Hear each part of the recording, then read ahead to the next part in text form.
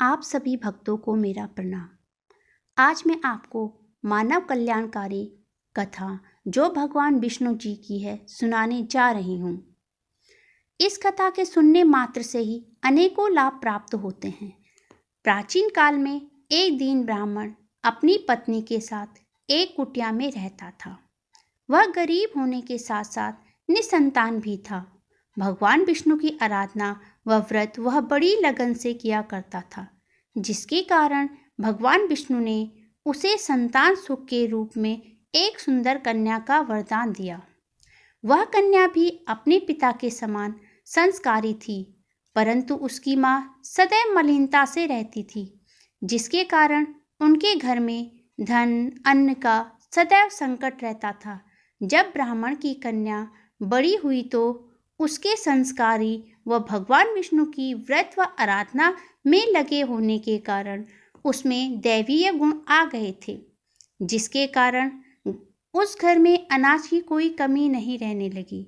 लेकिन जब वह अपनी यौवन अवस्था में थी तो वहाँ के राजकुमार ने उसे अपने लिए वरण कर लिया।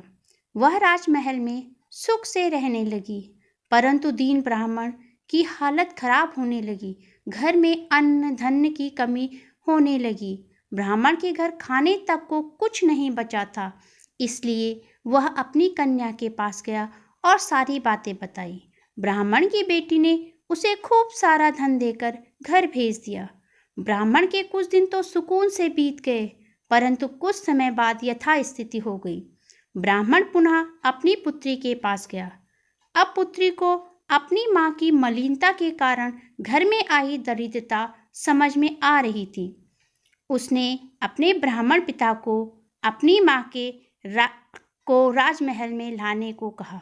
पिता अपनी पत्नी को राजमहल ले गए, लेकिन राजमहल में भी उसकी माँ का आचरण उसी प्रकार रहा।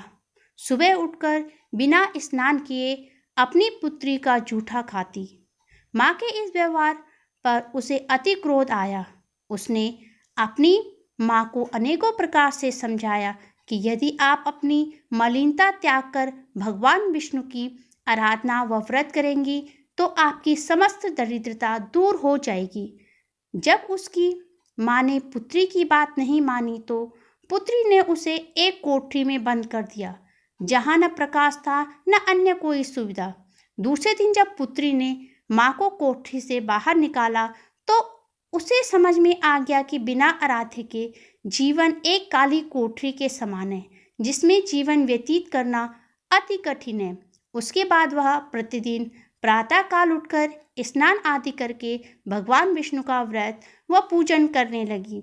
व्रत के प्रभाव से उसकी मां अति धनवान हो गई तथा ब्राह्मण के साथ सुखपूर्वक जीवन व्यतीत करने लगी तथा अंत में इस लोक का सुख भोग कर स्वर्ग को चली गई। इस प्रकार जो भगवान विष्णु की इस कथा को पढ़ता या सुनता है उसे पुण्य की प्राप्ति होती है। ओम नमो भगवते वासुदेवाय नमः।